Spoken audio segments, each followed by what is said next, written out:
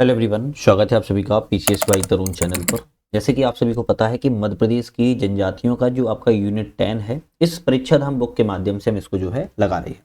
पिछली वीडियो में हमने क्या कवर कर चुका था, पहले इसके बारे में बात करें तो पिछली वीडियो में हमने मध्य प्रदेश की जनजातियों का भौगोलिक विस्तार पहले चैप्टर की डिटेल्स में जो बात थी, हमने उसकी जो है ऑप्शन से बात की थी। अब आज हम यहाँ क्या करने वाले हैं, जैसे कि हमने कहा था पहले डिटेल्स पढ़ेंगे, फिर दूसरी वीडियो में हम इसी के एमसीक्यू को लगाएंगे।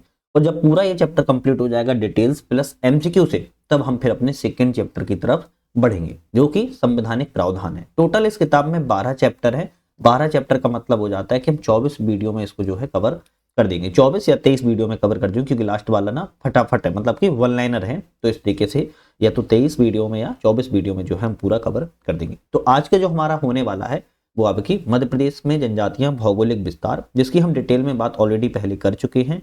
आज हम सिर्फ एमसीक्यू की यहाँ पर जो है बात करनी है। तो सबसे पहले एमसीक्यू की ही बात करेंगे, है ना, जो कि बहुत इंपॉर्टेंट है। ध्यान रखिएगा, ऐसे क्वेश्चन एग्जाम में बहुत आते हैं। और आई थिंक आप लोगों को ये किताब अगर परचेज करना है तो दो फॉर्मेट है, या तो आप अपने नियर बाई स्टोर से परचेज कर सकते हो, या फिर आप ऑनलाइन मैंने डिस्क्रिप्शन लगा दी है, वहां से भी जो है आप इसको ले सकते हो। तो ध्यान रखिएगा, कोई आवश्यकता नहीं है कि आप पीडीएफ वगैरह पढ़ें। आप अपने बढ़िया तरीके से, छोटी सी किताब है, पतली सी, आप इसको पढ़ लो, जो कि बहुत महत्वपूर्ण है। चलिए क्वेश्चन पे बात करेंगे। पहला क्वेश्चन है यहाँ पर, अनुसूचित क्षेत्र कौन सा घोषित करता है? जो अनुसूचित क्षेत्र होते हैं वो कौन घोषित करता है? तो हमने आपको बताया था कि राष्ट्रपति घोषित करता है, लेकिन राष्ट्रपति जो होता है राज्यपाल से परामर्श लेता है उस राज्य के मामले में कि भाई करना चाहिए नहीं करना चाहिए। वहां की जो पैरामीटर्स 5 हैं, वो पैरामीटर्स वहां पर क्रॉस हो रहे हैं या नहीं हो रहे हैं, तो राज्यपाल से परामर्श करने के बाद राष्ट्रपति जो है आपका अनुसूचित क्षेत्र घोषित करता है। ए ऑप्शन यहाँ पर जो है आपका करेक्ट है। चलिए नेक्स्ट बात करेंगे। भिम्मा जनजाति मध्य प्रदेश के किस हिस्से में निवास करती है? कौन सी जनजाति की बात की जा रही है? भिम्मा जनजाति की बात की जा रही है। भिम्मा जनजाति मध्य प्रदेश के किस हिस्से में निवास करती है? पूर्वी मध्य प्रदेश, मध्य भाग, पश्चिमी मध्य प्रदेश या उत्तरी मध्य प्रदेश? ऑप्शन रहेगा पूर्वी मध्य प्रदेश। पूर्वी मध्य प्रदेश में आपकी भिम्मा जनजाति निवास जो है करती है। मध्य प्रदेश में कितनी जनजाति निवास करती हैं? तो अभी अब बहुत सारे लोगों के माइंड में होगा 46 जनजाति, 46 जनजाति नहीं। 46 में से जैसे कि हमने बताया था 3 जनजाति केंद्र सरकार के द्वारा मतलब हटा दी गई है। क्यों? उनकी विलुप्ति कगार पर पहुंच गई है। लेकिन मध्य प्रदेश में प्रॉपर तरीके से अभी भी 43 जनजाति जो है मुख्य रूप से निवास करती हैं। तो ऑप्शन आपका बी वाला यहाँ पर करेक्ट है। नेक्स्ट बात करेंगे, किस जिले में अनुसूचित जनजाति की संख्या और प्रतिशत जो है अधिकतम है? जनजाति की संख्या और प्रतिशत आपका क्या है? सबसे ज्यादा है। और संख्या और प्रतिशत में बात कर रहा है, पहले आएगी आपकी पॉपुलेशन के बारे में, फिर आएगी आपकी परसेंटेज के बारे में। दोनों पीपी हैं, है ना, दोनों पीपी को मिला देते हैं। तो कौन सा ऑप्शन सही हो जाएगा? हम कहेंगे धार जिले में आपकी अनुसूचित जनजाति में जनसंख्या में ज्यादा है, और अलीराजपुर में बात की जाए तो ये प्रतिशत में ज्यादा है। अब अलीराजपुर का नाम बदल करना बड़ा आ हो चुका है, ये भी मैं आपको बार बार बता रहा हूँ, क्योंकि एक डंडे का अंतर है, वरना आप लोग कंफ्यूजन हो जाए और पेपर में आ जाए तो गलत ना कर दें, इसलिए। तो धार में जनसंख्या के मामले में, अलीराजपुर में प्रतिशत के मामले में अनुसूचित जनजाति जो है आपकी ज्यादा है। मध्य प्रदेश के किस जिले में सर्वाधिक और न्यूनतम जनजाति जनसंख्या निवास करती है? तो सबसे ज्यादा यहाँ पर, सबसे ज्यादा यहाँ पर, सबसे कम। तो पहला सबसे ज्यादा इसमें कौन सा हो जाएगा? आप कहेंगे धार जिले में जनजाति जो है सबसे ज्यादा निवास करती है, और सबसे कम जो है आपकी भिंड जिले में सबसे कम जनजाति निवास करती है। ए ऑप्शन आपका यहाँ पर भी करेक्ट हो जाएगा। मध्य प्रदेश में कितने प्रतिशत भील जनसंख्या निवासरत है? तो मध्य प्रदेश में जो भील जनसंख्या है कितने प्रतिशत निवास करती है? बहुत अच्छा क्वेश्चन है। तो कितने प्रतिशत निवास करती है? ऑप्शन रहेगा 39.08%। 39.08% जो है आपकी जनसंख्या, भील की जनसंख्या जो है मध्य प्रदेश में निवास करती है। चलिए बात करेंगे, आई थिंक आप लोगों को चैप्टर बहुत अच्छा लग रहा होगा। तो परीक्षा दाम की हम एमपी जीके की एमसीक्यू भी लगा रहे हैं, जिसको नहीं पता उसके लिए एमसीक्यू भी लगा रहे हैं, उसको भी आप देख लेना। पूरी किताब को कवर हम वीडियो के माध्यम से कर रहे हैं। सिलेक्शन तक की एक बुक आती है एमपी जीके की ही, उस सिलेक्शन तक की बुक को भी हम एमपी जीके की कवर कर रहे हैं पूरा, तो उसको भी देख सकते हो। एग्जाम पीडे करंट अफेयर्स कवर कर रहे हैं, मल्टीपल्स कोचों की हम टेस्ट सीरीज भी लगा रहे हैं। बात करेंगे मध्य प्रदेश में जनजातियों का लिंग अनुपात कितना है? तो मध्य प्रदेश में जनजातियों का लिंग अनुपात, सेक्स रेशियो की बात की जा रही है, कितना है? तो आप कहेंगे मध्य प्रदेश में जनजातियों का लिंग अनुपात 984 या 984 है। मध्य प्रदेश में सर्वाधिक साक्षरता दर वाली जनजाति कौन सी है? सबसे ज्यादा पढ़ी लिखी जनजाति मध्य प्रदेश में कौन सी पाई जाती है? तो आप कहोगे हलवा। क्या है? हलवा। हलवा थोड़ी ना सिलेक्शन लेना है ना। तो हलवा जनजाति जो है सबसे ज्यादा साक्षरता दर वाली जनजाति मध्य प्रदेश में पाई जाती है, सबसे ज्यादा पढ़ी लिखी जनजाति पाई जाती है। जनसंख्या 2011 के अनुसार मध्य प्रदेश में जनजाति जनसंख्या में 10 की वृद्धि दर कितनी है? 10 की वृद्धि का मतलब होता है कि 10 सालों में सबसे ज्यादा वृद्धि जो है कौन सी जनजाति के द्वारा की गई है? तो ऑप्शन रहेगा आपका सॉरी प्रतिशत रहेगा आपका 25.20% रही है। 10 की वृद्धि दर प्रतिशत में बात की जा रही है, 25.20% जनसंख्या 10 की वृद्धि दर रही है। 10 सालों में इतनी आपकी 25.20% वृद्धि जो है की गई है। राज्य की कौन सी जनजाति मुख्य रूप से पश्चिमी भाग में निवास करती है? तो आप ये तो समझ गए होंगे ना, हमने आपको जब कल बताया था आपको वीडियो में कि नॉर्थ, साउथ, मिडल, ईस्ट और वेस्ट। अभी बेस्ट वाली है ना, पश्चिमी वाला इलाके की बात कर रहा है। कौन सी जनजाति सबसे ज्यादा मुख्य रूप से निवासरत है? तो भील जनजाति आपके पश्चिमी क्षेत्र में सबसे ज्यादा जो है पाई जाती है। मध्य प्रदेश में जनजाति का जनसंख्या घनत्व कितना है? तो जनसंख्या घनत्व की बात की जा रही है, कितना है? ऑप्शन रहेगा 50 प्रति वर्ग किलोमीटर है। कितना है? 50 प्रति वर्ग किलोमीटर आपका जो है आपका जनजाति का जनसंख्या घनत्व मध्य प्रदेश में पाया जाता है। अच्छा एक चीज और बता दूं, हमारा ऐप भी आ चुका है। अब बहुत सारे लोग तो डाउनलोड करके उसका फायदा उठा रहे हो, बहुत सारे लोग नहीं पता है। तो यूपीएससी नेट नाम से ऐप आ चुका है, जिसमें हम मल्टीपल टेस्ट सीरीज ऑनलाइन एवं वीडियो एवं पीडीएफ माध्यम से चला रहे हैं। तो आप वीडियो को देखने के बाद यूपीएससी नेट डाउनलोड कर लीजिएगा। वहां पर आपको किसी भी एग्जाम की तैयारी कर रहे हो टेस्ट सीरीज लगा सकते हो, ऑनलाइन माध्यम में नहीं लगाना है तो पीडीएफ माध्यम में भी लगा सकते हो, और वीडियो भी टेस्ट सीरीज की ही आप लोग देख पाओगे। तो ऐप को जरूर डाउनलोड कर लीजिएगा और आपके जो भी फ्रेंड सर्कल में उनको रिकमेंड भी कर दीजिएगा। मध्य प्रदेश में जनजातियों का जनसंख्या प्रतिशत है, तो मध्य प्रदेश में जनजातियों का जनसंख्या प्रतिशत कितना है? प्रतिशत में बात की जा रही है तो आप बोलोगे 21.09% है। जनसंख्या प्रतिशत मध्य प्रदेश में जनजातियों का 21.09% है। कुछ विद्वान ने जनजातियों को गिरिजन से संबोधित किया है। मैंने आपको 7 से शायद आई थिंक 6 से 7 नाम बताए थे, जिसमें कहा था कि जनजातियों को अलग अलग लोगों ने अलग अलग कहा है ना। तो गिरिजन शब्द जो है जनजातियों के लिए किसने प्रयोग किया है? तो महात्मा गांधी के द्वारा। महात्मा गांधी ने जनजातियों को गिरिजन नाम से जो है संबोधित किया हुआ था। नेक्स्ट बात करेंगे, मध्य प्रदेश में जनजाति पुरुष कर्मियों का सहभागिता कितनी प्रतिशत है? तो जनजाति पुरुष कर्मी मतलब जो पुरुष हैं वो कामगार में सहभागिता कितना प्रतिशत है? तो ऑप्शन रहेगा 53.2% है। 53.2% जो है आपकी पुरुष कामगार कर्मियों का सहभागिता है। भिंजवार जनजाति किस क्षेत्र में निवासरत? वेरी इंपॉर्टेंट क्वेश्चन है ये। Question I think already PYQ देखोगे तो आ चुका है। भिंजवार जनजाति किस क्षेत्र में निवासरत करती है? तो बालाघाट और सिवनी जिले में। बालाघाट सिवनी जिले में भिंजवार जनजाति जो है आपकी निवास करती है। कौन सी जनजाति जनसंख्या की दृष्टि से सबसे बड़ी है? अब इसका आंसर ना आप मुझे बताओगे। 16 का ऐसे लिखना है, 16 का कमेंट में आपको आंसर लिखना है। सहरिया, भील, कोल या फिर भारिया। देखो इसका आंसर ईमानदारी से बताएंगे कि जनजाति जनसंख्या की दृष्टि से सबसे बड़ी कौन सी है मध्य प्रदेश में, जरूर बताइएगा। देखो जितने लोग नहीं बताएंगे मान के चलेंगे तो वो पेपर के लिए सीरियस नहीं है, सिलेक्शन के लिए सीरियस नहीं है। अब बाकी इच्छा आपकी है। जनजाति एवं उनके युवा ग्रह का मिलान कीजिए। जनजाति और युवा ग्रह का मिलान करना है, मतलब कि जनजाति है और कौन से घर के आसपास युवा ग्रह में यह मिलान करना है। चलिए हम बात कर लेते हैं। जैसे घोटुल की बात किया तो मुड़िया, रंगभंग की बात किया तो भारिया, धूम कोरिया की बात किया तो उराव, और गति ओरा की बात किया अरे ये तो सभी मिले हुए हैं। तो हम कहेंगे ए ऑप्शन आपका करेक्ट है, 1 2 3 4। बात किया न्यूनतम अनुसूचित जनजाति जनसंख्या वाले 3 जिले कौन से हैं? सबसे कम न्यूनतम सबसे कम की तरफ चलना है। जनजाति जनसंख्या वाले 3 जिले कौन से हैं? तो सबसे आपका कहेंगे भिंड, भिंड के बाद आपका आ जाएगा दतिया, और दतिया के बाद आपका आ जाएगा मुरैना। ये मैंने आपको डिटेल में बताया भी था, है ना। तो ए ऑप्शन आपका यहाँ पर करेक्ट है। मध्य प्रदेश में आदिवासी विकास खंडों की संख्या कितनी है? अब देखा जाए तो इसका भी आंसर अगर आप लोग बताओगे तो अच्छा लगेगा, लेकिन ठीक है बार बार नहीं पूछेंगे आप लोग को, सर पढ़ा तो रही नहीं हो।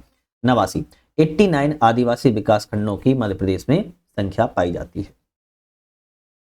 सर्वाधिक अच्छा पहले एक क्वेश्चन बताओ मुझे आप लोग, क्वेश्चन नहीं है एक सजेशन है आप लोगों से, कि हम सोच रहे हैं कि MP GK की आप लोग को ये तो 3 से 4 हम वीडियो लगा ही रहे हैं अलग अलग किताबों के माध्यम से, पर हमारा दिमाग में आ रहा है कि MP GK के लिए आप लोगों की प्रैक्टिस सीरीज भी कराई जाए। प्रैक्टिस सीरीज का मतलब क्या है? प्रैक्टिस सीरीज का मतलब ये है कि हम लाइव क्लास करेंगे। लाइव क्लास में क्वेश्चन होंगे, आप लोगों को उसका आंसर बताना होगा। 5 से 10 सेकंड में आंसर बताएंगे आप लोग, फिर हम आपका सही आंसर का रिप्लाई करेंगे। तो आप लोग कमेंट में आंसर बताएं, क्या लाइव क्लासेस स्टार्ट की जाए एमपीजीके के लिए या नहीं की जाए? कमेंट करके आप लोग हमें जरूर बताइए, क्योंकि आपके सजेशन से ही मुझे पता चलता है कि आप लोग वीडियो में कितना देख पाएंगे, कितना नहीं देख पाएंगे, कितना आप हमसे मोटिवेशन हमें दे सकते हो। बताइए जरूर, लाइव क्लास स्टार्ट की जाए या नहीं की जाए। सर्वाधिक अनुसूचित जनजाति जनसंख्या वाले 3 जिले कौन से हैं? अभी हमने बात की थी न्यूनतम, जिसमें भिंड मुरैना, भिंड दतिया और मुरैना, सॉरी भिंड दतिया और मुरैना था। हाँ ठीक है, भिंड दतिया और मुरैना था। अभी बात कर रहा है कि सबसे ज्यादा अनुसूचित जनजाति वाले जनसंख्या में 3 जिले कौन से हैं? तो सबसे ज्यादा की बात की जाए तो आप बोलोगे धार, बड़वानी एवं झाबुआ। तो बी ऑप्शन आपका यहाँ पर करेक्ट है। धार में सबसे ज्यादा है, फिर आपका बड़वानी में आता है, और फिर आपके उसके बाद जो है झाबुआ का नाम आता है। अच्छा, इसका साइन तो मतलब समझते हो ना, ये जहां मुंह खुला होता है वो सामने वाले चीज को ज्यादा बड़ा दर्शाता है, ये जहां पे नोक होती है वो कम को दर्शाता है। निम्न में से कौन सी बेगा जनजाति की उपजाति नहीं है? तो बेगा जनजाति की उपजाति इसमें से 3 है, अब एक नहीं है। कौन सी नहीं है उसको देखते हैं। भिंजवार बेगा जनजाति की उपजाति है, नरोतिया भी है, रेमिना भी है। रैतेला की बात की जाए तो आपकी ये बेगा जनजाति की उपजाति जो है नहीं है, तो रैतेला नहीं, जबकि भिंजवार, रेमिना और नरोतिया बेगा जनजाति की उपजातियां हैं। मध्य प्रदेश में 3 जनजातियों को अनुसूचित श्रेणी से किस वर्ष बाहर कर दिया गया? जैसे हमने कहा था 46 टोटल थी, जिसमें अब 43 केवल बची हुई हैं मुख्य रूप से। तो 3 जनजातियां ऐसी कौन मतलब ऐसी किस वर्ष जो है अनुसूचित जनजातियों की श्रेणी से बाहर कर दिया गया है? ऑप्शन रहेगा 2003 में। 2003 में 3 अनुसूचित जनजातियों को बाहर कर दिया गया श्रेणी से। मध्य प्रदेश में विशेष पिछड़ी जनजातियों का दर्जा किस जनजातियों को प्राप्त है? पिछड़ी जनजाति का दर्जा जो है, जनजातियों में भी पिछड़ी जनजाति का दर्जा किन जनजातियों को प्राप्त है? ऑप्शन रहेगा बेगा, सहरिया और भारिया। सभी जनजातियों को प्राप्त है, तो डी ऑप्शन यहाँ पर सही रहेगा। सभी जनजाति, चाहे बेगा हो, चाहे भारिया हो, चाहे शहरिया हो, विशेष पिछड़ी जनजातियों का दर्जा प्राप्त हो गया है।